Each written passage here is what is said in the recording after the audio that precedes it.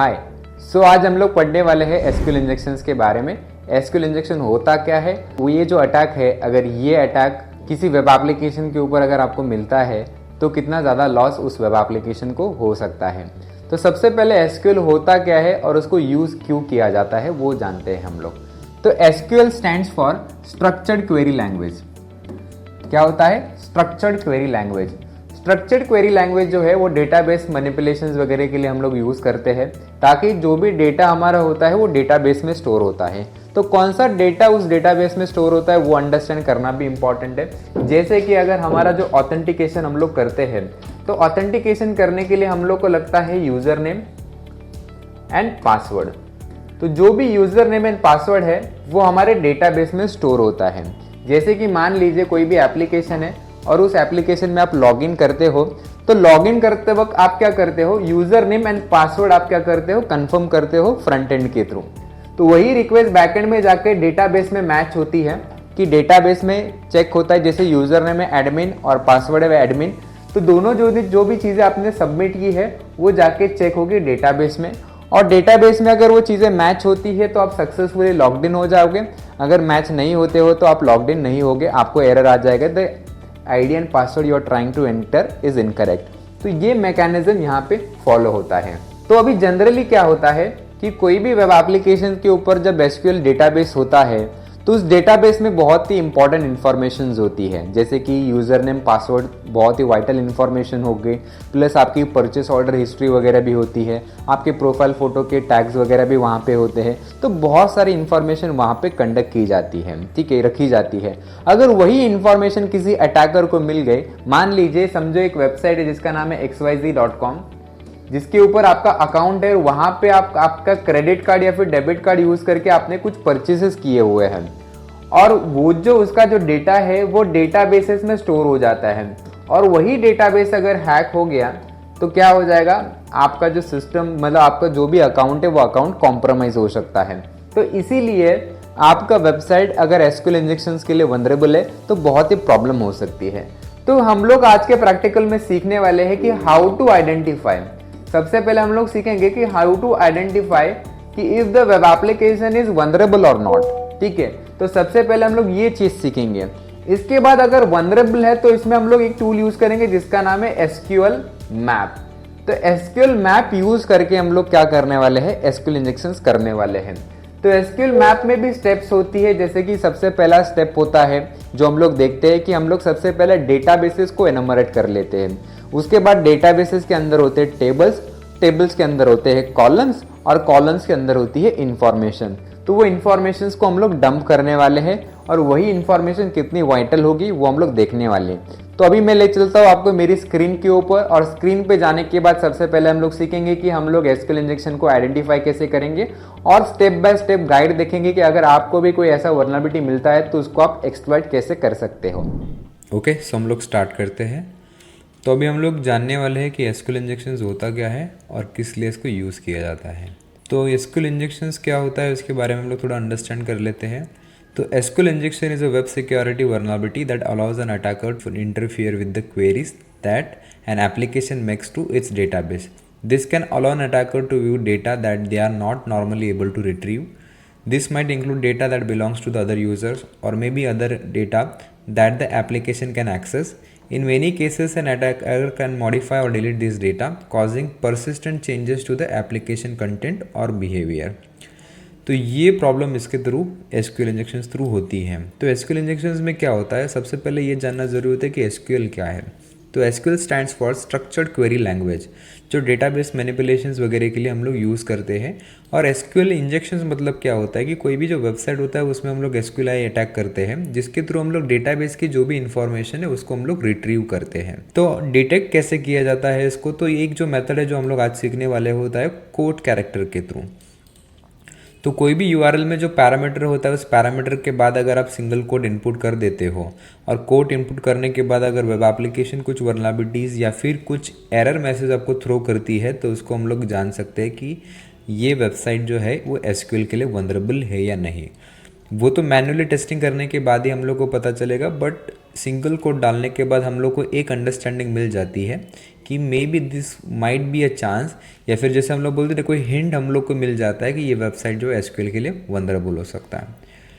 तो अगर आप भी देखना चाहते हो कि डेटाबेस किस तरह से दिखता है, तो वहाँ पे मैं मेरे लोकल होस्ट में आता हूँ जहाँ पे मैंने जैम सर्वर को होस्ट किया है।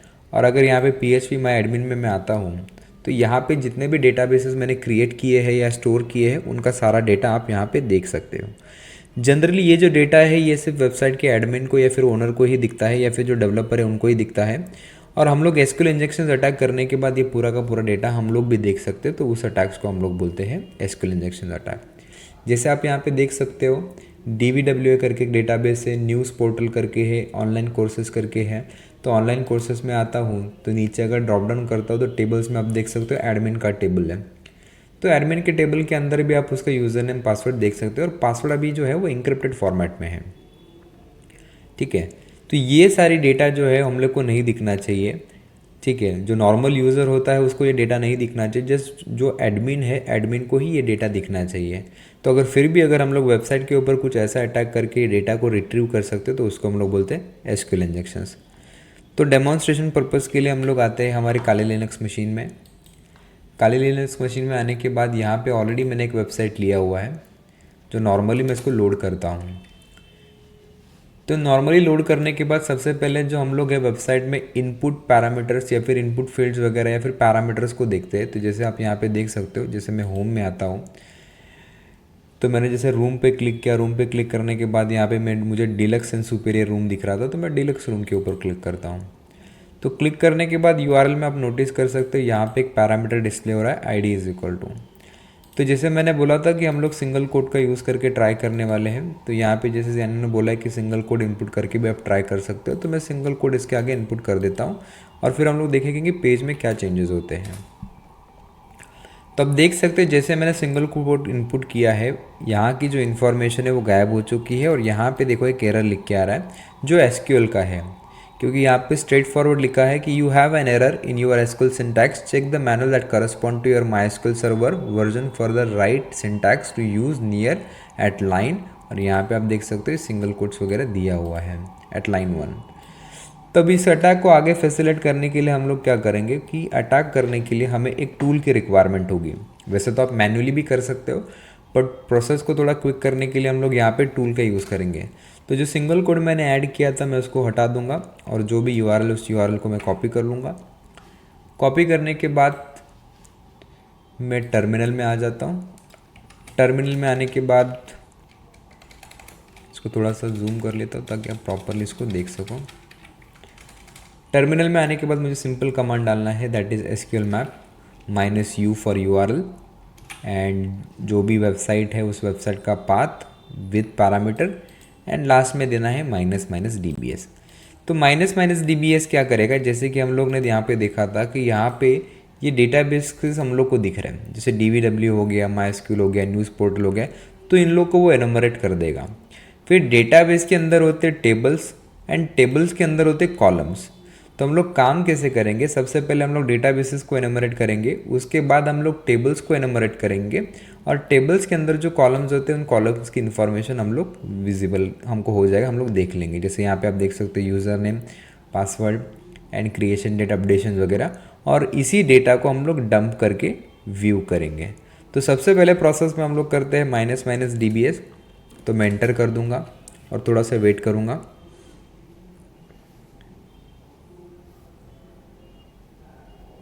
तो यहाँ पे मुझे बोल रहा है कि you have not declared any cookies, तो मैं येस कर देता हूँ।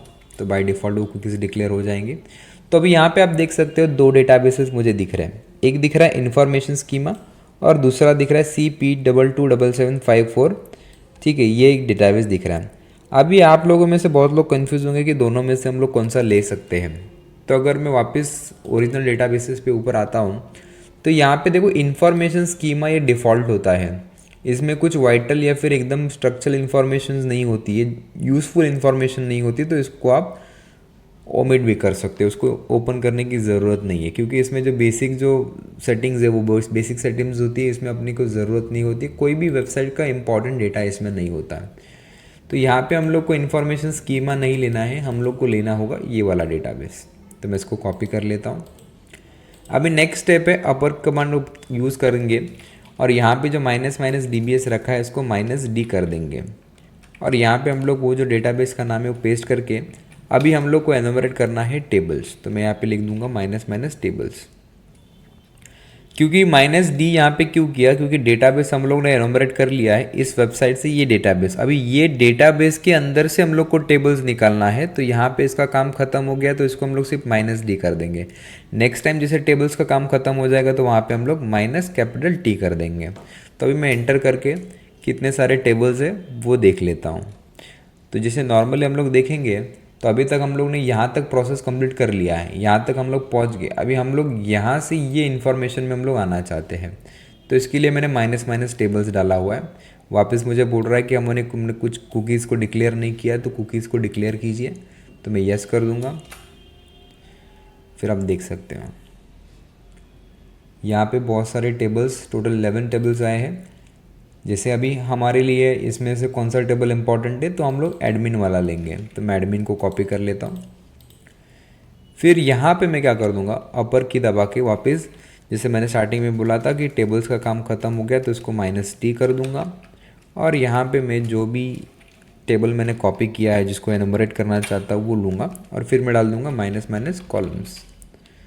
तो माइनस कॉलम्स डालने के बाद अभी कॉलम्स को मैं एनुमरेट करूँगा, तो इसके लिए मैं एंटर कर देता हूँ। ठीक है, तो यहाँ पे आप देख सकते हो सेम है, तो यहाँ पे यस कर दूंगा मैं और एंटर कर दूंगा। तो यहाँ पे आप देख सकते हो कि कॉलम्स जो है कॉलम्स अभी एनुमरेट हो चुके हैं। तो ID, last insert, last update, password, permission, user names की हम लोग को डिटेल्स यहाँ पे दिख रही है।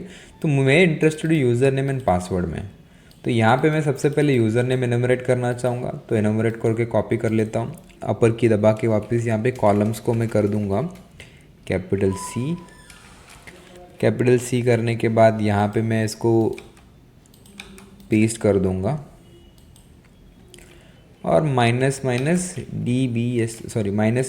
डंप कर दूँगा मैं, क्योंकि मैं कॉलम्स में जो भी इंफॉर्मेशन उसको मैं डंप करना चाहता हूँ। तो मैं एंटर कर दूँगा, तो वापस यहाँ पे यस कर दूँगा। तो आप देख सकते हो यहाँ पे मुझे 2 यूज़र नेम मिले हैं, एक तो है एडमिन एंड दूसरा है आर्मर्क्स। तो अभी मैं चाहता हूँ इसके पासवर्ड्स, तो इसके लिए मैं वापस अपर की दबा के यूज़र नेम की जगह पे मैं कर दूँगा अभी पासवर्ड और एंटर कर दूँगा, वापस यस करूँगा। तो आप देख सकते हो यहाँ पे बताया गया कि जो पासवर्ड है पासवर्ड इंक्रिप्टेड फॉर्मेट में है। आप उसको डिक्रिप्ट करना चाहते हो तो आप यहाँ पे टेम्पररी फाइल और eventual further processing which other tools, तो आप यहाँ पे नो कर सकते हो। और यहाँ पे डिक्शनरी अटैक्स वगैरह आप करना चाहते हो तो उसको भी नो कर दो आप और छोड़ दो। जो आपको पासवर्ड मिला है उनको ले लो। तभी इनको पासवर्ड को डिक्रिप्ट करने का भी एक सिंपल तरीका है। तो आप ashes.com पे भी आप आ सकते हो और यहाँ पे देखो डिक्रिप्ट हैशेस में आपको यहाँ पे फ्री सर्च का ऑप्शन मिल जाएगा या फिर टूल्स में आपको हैश आइडेंटिफायर का भी ऑप्शन मिल जाएगा। हैश आइडेंटिफायर क्या करेगा, जो भी इंक्रिप्टेड फॉर्मेट में उसको आपको डिटेक्ट करके बताएगा कि ये कौन से फॉर्मेट में स्टोर है।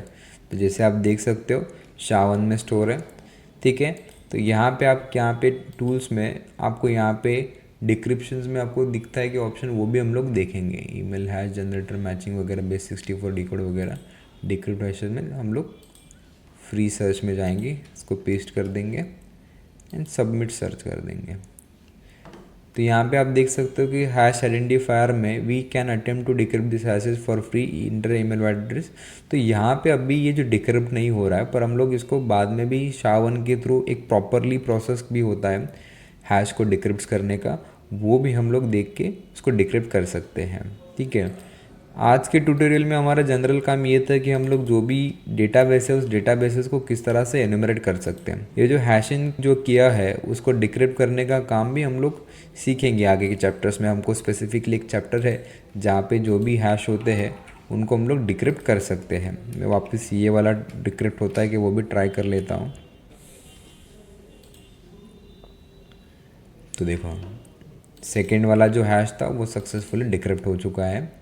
ठीक है, फर्स्ट वाला भी हो जाएगा डिक्रिप्ट, ऐसा नहीं कि फर्स्ट वाला की बहुत स्ट्रांग है, बट कैसा है कि कभी कभी एल्गोरिदम्स वगैरह को हम लोग को प्रॉपरली चेक करके उनको डिक्रिप्ट करना पड़ता है। तो अभी आपने देखा जैसे ये वाला जो है वो ईजिली डिक्रिप्ट हो चुका है, और जो पासवर्ड है हमारा एम्ब्रियो होटल 1234 स्टार, तो ये है पासवर्ड। तो दोनों चीज़ें मैंने आपको यही चैप्टर्स में पढ़ा दी है कि एसक्यूएल इंजेक्शंस आप किस तरह से कर सकते हो परफॉर्म, एंड पासवर्ड को भी कैसे, बेसिक पासवर्ड्स को अगर इंक्रिप्टेड फॉर्मेट में तो उनको कैसे डिक्रिप्ट हम लोग कर सकते हैं। तो सिंपल 4 to 5 स्टेप्स में हम लोग ने अटैक किया है। तो मैं वापस रिपीट करता हूँ। सबसे पहले हम लोग वेबसाइट पे गए, वहाँ पे पैरामीटर फाइंड आउट किया। पैरामीटर फाइंड आउट करने के बाद सिंगल कोड इनपुट किया। सिंगल कोड इनपुट करने के बाद एंटर किया। एंटर करने के बाद वेब एप्लीकेशन पे ये एरर थ्रो हो रहा था। तो एरर थ्रो होने के बाद हम लोग को एक हिंट मिल गई कि वहाँ पे ये जो वेब एप्लीकेशन है, ये वेब एप्लीकेशन एसक्यूएल के लिए वनरेबल हो सकता है। तो इसी मिथ को हम कंफर्म करने के लिए हम लोग ने एसक्यूएल मैप का यूज़ किया। तो एसक्यूएल मैप में सबसे पहले हम लोग ने कमांड डाली एसक्यूएल मैप -u वेबसाइट का नाम एंड -dbs। फिर उसके बाद हम लोग ने निकाला टेबल्स, टेबल्स के बाद कॉलम्स, कॉलम्स के बाद इन्फॉर्मेशन को हम लोग ने डंप किया। होपफुली आपको वीडियो अच्छा लगा होगा। ऐसे और मज़ेदार वीडियोस देखने के लिए हमें फॉलो कीजिए, एंड आपको कोई भी क्वेरीज होगा तो हमारी आप वेबसाइट को रीच आउट कर सकते हो।